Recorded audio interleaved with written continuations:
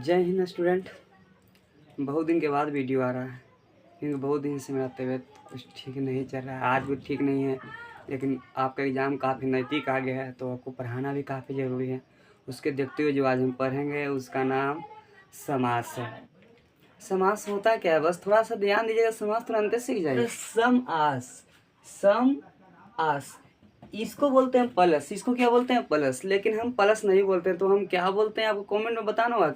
सम मतलब होता है निकट या पास। गांव के लोग बोलते हैं निकट बोलिए, पास बोलिए, अंग्रेजी में नियर बोलिए, नज़दीक बोलिए हिंदी में, या गांव के मगही भाषा में अज्जे बोलिए, भीरी में बोलिए, सब उसी होता है। आस मतलब बैठना होता है, सम मतलब निकट, आस मतलब बैठना। उदाहरण से आपको समझ में आएगा। जैसे लिखा हुआ है विद्या के लिए आले। देखिए, अगर इसको निकट बैठाएंगे तो निकट किसको बैठाएंगे? विद्या। हम पढ़ने का काम करना है तो इसमें मेरा काम क्या है, मुद्दा क्या है? पढ़ना। लेकिन पढ़ने हम कहाँ जा रहे हैं? स्थान आले। तो बस क्या करेंगे, बीच का चिन्ह हटाएंगे, इसको विभक्ति चिन्ह बोलते हैं। विद्या के लिए आले, तो के लिए हटाएंगे तो क्या बच जाएगा? विद्यालय। तो निकट आके बैठ गया, क्या आके बैठ गया? निकट। जो निकट आके बैठेगा उसको हम क्या बोलेंगे? उसको हम समास बोलेंगे। लेकिन जो दूर दूर रहेगा तब उसको क्या बोलेंगे? इसको हम विग्रह बोलेंगे। और समास किससे करते हैं? परिभाषा। दो या दो से अधिक पद। देखिए तो कितना पद है यहाँ पे विद्यालय में? 3 पद। के आलय में कितना पद है? 3 पद। बोरा किसको छोड़ देगा? आपने विभक्ति चिन्हों को छोड़कर एक हो जाए। देखिए तो विभक्ति चिन्हों को छोड़ दिया है, अब बच गया जो एक हो गया कि ना। तो जो एक होगा उसको हम क्या कहेंगे? उसे हम समास कहते हैं। उसे क्या कहते हैं? उसे हम समास कहते हैं। पहले अगर आप समास पढ़ते होंगे, अभी भी कहीं पढ़ते होंगे, तो समास आपको बोलता होगा टीचर कि रट लेना। किससे कहते हैं? हमने रटने के लिए आपको कभी नहीं, वो क्वेश्चन होता है तो टीचर प्रूफ करता है बहुत सा सवाल, और सेम संस्कृत में ऐसा मास्टर जो प्रूफ कर देते हैं। देखिए एक एग्जाम्पल लेके हम डिफिनेशन प्रूव कर दिए। प्रकार के लेके जानते हैं, आए दिन सबको प्रॉब्लम होते रहता है। बहुत से मास्टर को भी प्रॉब्लम है, बहुत से स्टूडेंट के प्रॉब्लम। स्टूडेंट के प्रॉब्लम तो होना जायज़ है ना, जब जो टीचर पढ़ाएगा वही ना स्टूडेंट जानेगा। बुरा है मुख। बहुत लोग टीचर पता क्या बताता है, कोई बोलता है कि समास के 6 भेद होता है, कोई बोलता है 7 भेद होता है। जितना होता है तो उतना कोई पता ही भी नहीं करता। समास के मुख्य रूप से 4 भेद होते हैं, कुल 6 होता है। लेकिन 4 कैसे होगा और 6 कैसे होगा? 7 तो कभी होगा नहीं। जो 7 बताता है ना उसको भी संस्कृत में अभी भी पढ़ने की जरूरत है। अब 4 कौन है, 6 कौन है? देखिए प्रकार बोला, पहला अव्ययभाव समास होता है, दूसरा तत्पुरुष, तीसरा बहुव्रीहि, चौथा द्वंद्व। यही मुख्य रूप से 4 है। तत्पुरुष के 2 भाग में बांटे हम, व्याधिकरण और समानाधिकरण। व्याधिकरण बोलता है द्वितीय तत्पुरुष से लेकर 7वीं तत्पुरुष तक। और समानाधिकरण होता है कर्मधारय द्विगु, अनय, मध्यम पदलोपी, प्रादि, मयूर व्यंग्यकादि, अलुप। इतना होता है। लेकिन दिक्कत क्या चाहिए कि जो कर्मधारय द्विगु नय है ना, इसको भी जोड़ के लोग 7 बताते हैं। कितना लोग नय हटाते हैं तो जोड़ते हैं तो 6 हो जाता है। भाई 4 होता है। जो कर्मधारय द्विगु नय इसमें जो समास है सब तत्पुरुष समास का समानाधिकरण का भेद है। समझे? ऐसे मुख्य रूप से 4 याद रखिएगा। अभी तो इसका नाम हो गया, अब इसको याद करने का ट्रिक, तो अभी उस पर हम ध्यान देते हैं। उसके बाद एक एक डिफिनेशन पे हम ध्यान देंगे। देखिए समास के प्रकार का नाम याद करने का एक और ट्रिक दिए, बस छोटा सा ट्रिक दिए हैं। ट्रिक से आपको नाम याद हो जाएगा। देखिए ट्रिक क्या है, अब तक दादा। याद क्या रखना है आपको? आपको याद रखना है अब तक दादा। अ से अव्ययभाव, अ से अव्ययभाव, ब से बहुव्रीहि, त से तत्पुरुष, क से कर्मधारय, द से द्वंद्व, द्व से द्विगु। बस यही कुल 6 प्रकार होते हैं भाई, लेकिन मुख्य रूप से 4 होता है। पहला होता है अव्ययभाव। अव्ययभाव देखिए तो लिखा हुआ है, बड़ा इजी है। बड़ा पूर्व पद प्रधानो अव्ययभाव। पूर्व मने पहले, पूर्व मने पहले, पद मतलब पद, प्रधान मतलब प्रधान, आधा। इसको जिसका देखिए माथा नहीं ना घेरा हुआ उसका रेखा, तो उसको बोलते हैं आधा अव्यय। पूरा जिस समास का पहला पद क्या होगा? प्रधान होगा, उसे अव्ययभाव समास कहेंगे। बहुत से टीचर ये डिफिनेशन लिखवाते हैं, नो डाउट हम भी लिखवा देंगे। लेकिन हम बता दिए हैं कि उस जिस समास का पहला पद प्रधान से अव्ययभाव क्यों कहते हैं, उसका नाम में उसका डिफिनेशन है। हमने जब व्यंजन संधि पढ़ा था या स्वर संधि, विषय संधि, तो हमने बोला था कि उसके नाम में उसका डिफिनेशन होता है। संस्कृत में भी मैं वही बता रहा हूँ। समास में देखिएगा गौर से, पूर्व पद प्रधान हो तो उसका नाम में उसका डिफिनेशन है कि ना। पूर्व मतलब पहला, पूर्व मतलब पहला, पद मतलब पद, प्रधानो अव्यय। कि इस समास का पहला पद कुछ होता है तब प्रधान होता है। प्रधान का मतलब क्या होता है? तो प्रधान का मतलब अव्यय होता है। प्रधान का मतलब क्या होता है? अव्यय उपसर्ग होता है। उपसर्ग की संख्या संस्कृत में 22 होती है, और 22 उपसर्ग पे हम इसको बनाएंगे। तो इस समास का दूसरा पद क्या होता है? देखिए आप पढ़ते होंगे तो बहुत जगह पढ़ाया था, इस समास का पहला पद क्या होता है? तो प्रधान होता है, उसको अव्ययभाव समास कहते हैं। तो दूसरा पद क्या होता है? सिर्फ पहले पद में सब बता के आपको छोड़ देते हैं। पहला पद तो प्रधान ठीक है, दूसरा पद क्या होता था? दूसरा पद इसका क्या होता है? दूसरा पद इसका संज्ञा होता है। याद रखिए, जिस समास का पहला पद उपसर्ग, दूसरा पद क्या हो? संज्ञा हो, उसे हम अव्ययभाव समास करते हैं। एग्जाम्पल के जरिए इसको समझिए। प्रतिवर्षम, एक ही साथ बोले संस्कृत हिंदी दोनों चलेगा था। प्रतिवर्षम तो संस्कृत, प्रतिवर्ष तो हिंदी। अब प्रतिवर्षम, प्रति, अब वर्षम वर्ष। प्रति क्या हो गया आपका? उपसर्ग। अब वर्ष क्या हो गया? संज्ञा हो गया। तो पहला पद देखिए तो उपसर्ग है कि ना, जिसको प्रधान बोलते हैं। दूसरा पद देखिए संज्ञा है कि ना, तो पहला पद उपसर्ग, दूसरा पद संज्ञा, तो कौन समास? अव्ययभाव। Definition proof. पूरा प्रतिवर्षम, प्रतिवर्षम प्रतिदिनम। ऐसा जैसे नहीं लग रहा? प्रतिवर्ष माने हर वर्ष, हर साल, हर दिन, डेली, रोज, ऐसा करके शब्द यहाँ पे दिख रहा है आपको। तो ऐसा शब्द रहे तो क्या करेंगे? जितना आपको अव्ययभाव समास का क्वेश्चन दिखेगा ना, सब पीछे से बनाएगा। कोई भी बनता है तो संज्ञा शुरू होता है, तो पहले संज्ञा से, तो पीछे प्रतिवर्ष माने हर वर्ष रिपीट हो रहा है एक ही शब्द, तो लिखेंगे हर वर्ष। क्या इसका लिखेंगे? हर वर्ष। हिंदी में इसका क्या लिखेंगे? हर रोज। इसका क्या लिखेंगे? अनु मतलब पीछे होता है। अनु मतलब क्या होता है? पीछे। और राम संज्ञा है ना आपका, ये क्या आपका उपसर्ग है, तो इसको क्या लिखेंगे हम? राम के पीछे। इसका क्या हो जाएगा? यथा उपसर्ग, शक्ति संज्ञा। यथा मतलब भर या अनुसार, भर या अनुसार। यथा संभव, यथा मतलब भर या अनुसार, तो इसका क्या हो जाएगा? शक्ति भर या शक्ति अनुसार, या संभव भर या संभव के अनुसार, या संभव अनुसार। इतना आपको हिंदी समझ में आ गया। अब इसको संस्कृत में विग्रह करके हम आपको बताएं। चलें, रिपीट है ना, तो पीछे से बनाएंगे। तो क्या लिखेंगे? दीनम, एक बार रिपीट करेंगे तो दीनम, फिर क्या है? प्रति। दीनम दिनम प्रति, क्या हो गया? संस्कृत। तो इसका क्या हो जाएगा? इसका आपको बनाना है। सेम क्वेश्चन दिख रहा है आपको। हिंदी क्या हो जाएगा? हर दिन। हिंदी क्या हो जाएगा इसका? हर दिन। तो जो ये दोनों आपको दिख रहा है ना, इसी को हम क्या बोलते हैं? समास। इधर देखिए, वर्षम, इसको भी सेम बनाइएगा। अनुरामम, अनु मतलब क्या होता है? पीछे। तो क्या हो जाएगा? क्या हो गया? रामस्य अनु, मतलब राम के पीछे हो गया। देखिए तो विभक्ति चिन्ह षष्ठी विभक्ति दिखाई दे रहा है। इधर देखिए दोनों सेम है, दोनों पे यथा यथा है, तो रिपीट है तो एक हम बताएंगे, एक आपको बना देना है। रिपीट क्या है देखिए, तो यथा, यथा मतलब क्या होता है? ऐसा करेगा तो कैसे बनाएंगे? शक्तिम, पीछे से चलता है जी। शक्तिम अनतिक्रम्य इति, इसका हिंदी क्या होता है? शक्ति अनुसार। ये हम बना दिया, ये तुम बना देगा। तो 3 हम 2 तुम बना दो, बस अव्ययभाव समास कंप्लीट हो गया। दूसरा क्या है? दूसरा तत्पुरुष समास है। पूरा उत्तर मतलब दूसरा पद मतलब प्रधान तत्पुरुष समास। जिस समास का पहला पद प्रधान, कौन समास? अव्ययभाव समास। दूसरा पद प्रधान था, कौन समास? तत्पुरुष समास। बोला इस समास का दूसरा पद क्या होता है? प्रधान। इस समास का कितना भाग में बांटा गया? तो शुरू में जब विभाजन कर रहे थे तो हम बताए थे इस समास के कितना भाग में? 2 भाग में। व्याधिकरण और समानाधिकरण, एक एक भाग को हम पढ़ेंगे। अब इसका डेफिनेशन क्या होता है? बोल रहा है कि वैसा समास जिसको विग्रह करने पर बीच में क्या नजर आए? कारक चिन्ह नजर आए। बीच में क्या नजर आए? कारक चिन्ह। थोड़ा देर पहले हम विद्यालय बताए थे, विद्या के लिए आलय, विद्यालय तक बीच में के लिए क्या था? कारक चिन्ह था भाई, वही तो है कारक चिन्ह। वही अगर नजर आएगा, जिसमें कारक चिन्ह दिखेगा आपको, कौन समास हो जाएगा? वो हो जाएगा आपका तत्पुरुष समास हो जाएगा। क्या है? व्याधिकरण समास। व्याधिकरण यही है भाई, यही है कारक चिन्ह। जब कारक पढ़ाए थे तो कारक चिन्ह बता दिए थे, बहुत लोग की याद भी तो ना होगा, फिर दोबारा पढ़ लीजिए। बोल रहा देखिए, कर्ता ने कर्म को करण से के द्वारा के साथ संप्रदान के लिए अपादान से अलग जुदाई। अलग मतलब क्या होता है? जुदाई। कोई से अलग हो गया तो जुदा हो गया ना। संबंध काके की रा रे री ना ने नी। तो बहुत टीचर काके की पढ़ा के छोड़ते हैं, रा रे री तो बताते भी नहीं, तो ना ने नी के बाद छोड़ दीजिए। जब हिंदी में जब हम कारक पढ़ाएंगे ना, तो ना ने नी का यूज कहाँ पे होता है और रा रे री का यूज कहाँ पे होता है, इस सब बता देंगे आपको। लेकिन संस्कृत में नहीं पढ़ता, संस्कृत में बताएंगे नहीं। अब पढ़ना नहीं तो कहाँ पे बताएंगे? अधिकरण में पै पर संबोधन हे अरे अहो जी। जब हम आपको तत्पुरुष समास बता रहे हैं तो बोलते द्वितीया से सप्तमी तक, यही सप्तमी है। कितना हो गया? गिने तो 6।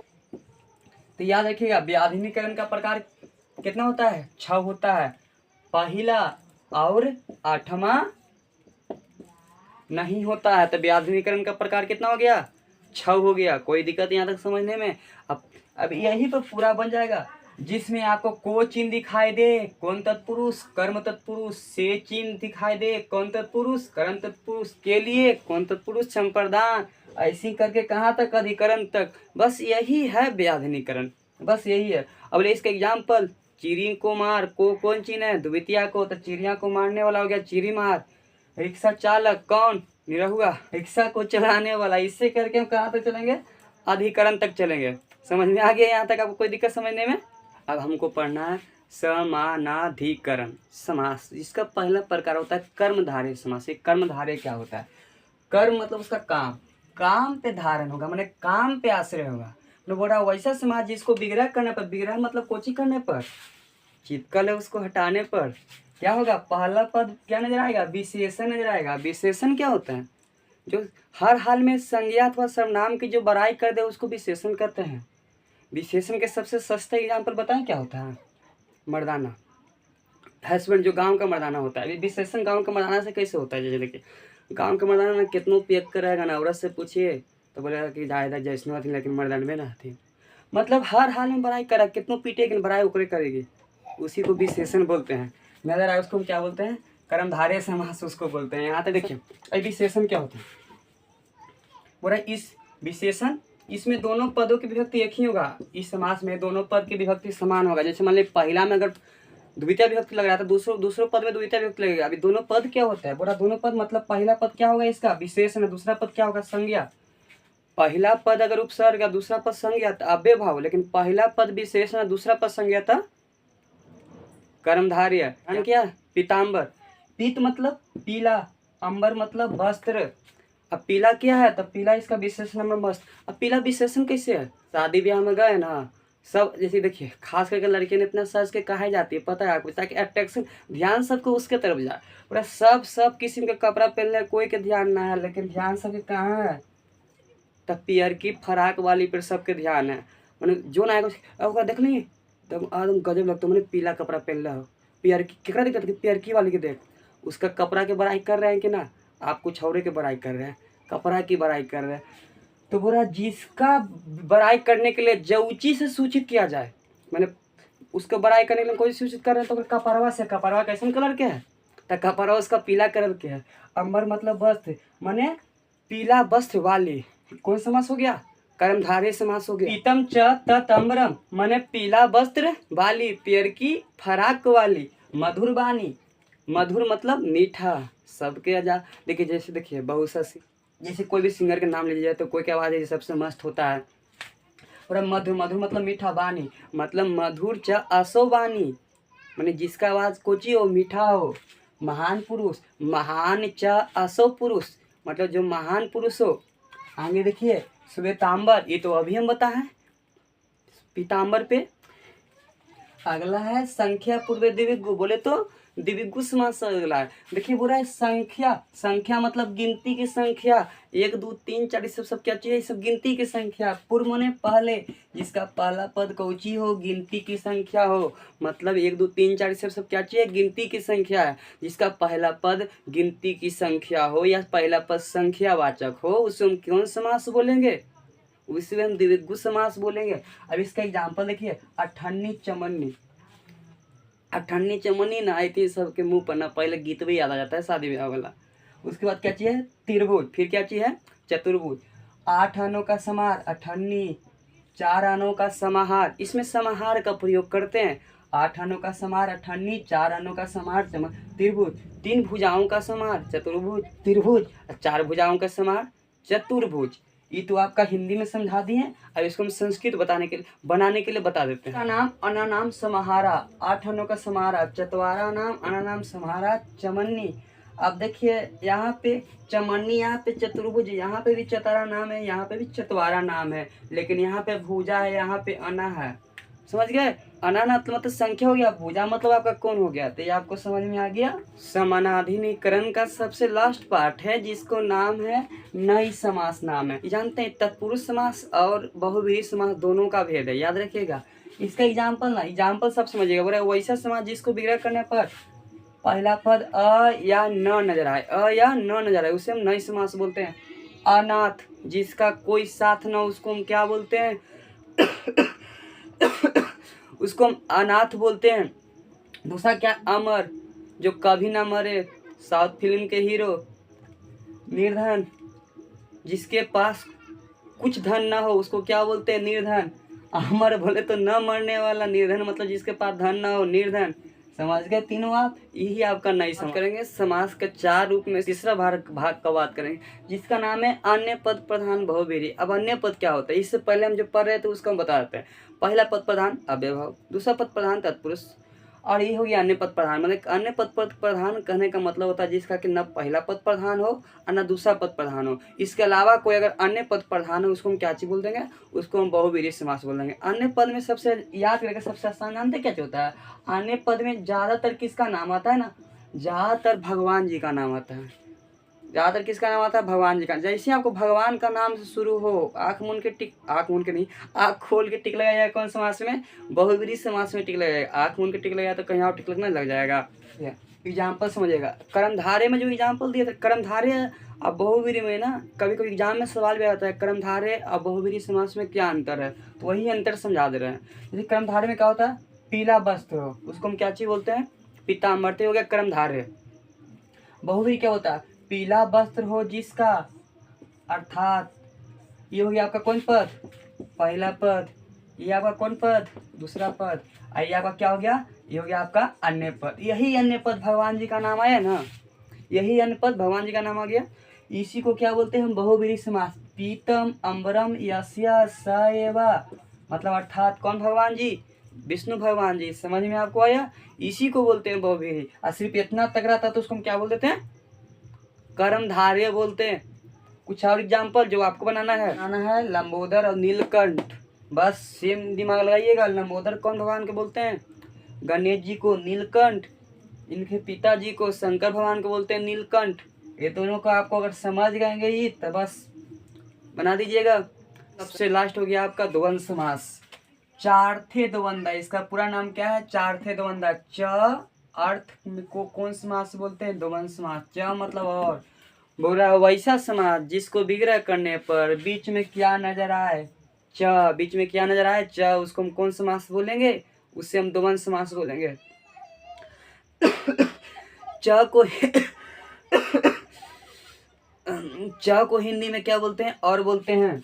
अब बीच में योजक चिन्ह कभी कभी देखिएगा, जैसे कि कहे का मतलब कि देखिए माता और पिता, चाहे तो हम लिख देंगे माता पिता, तो क्या हो गया आपका योजक चिन्ह, यही है द्वंद्व समास। अब द्वंद्व समास के पहचाने कैसे, जिसका दो पहला पद प्रधान अव्ययभाव, दूसरा पद प्रधान तत्पुरुष।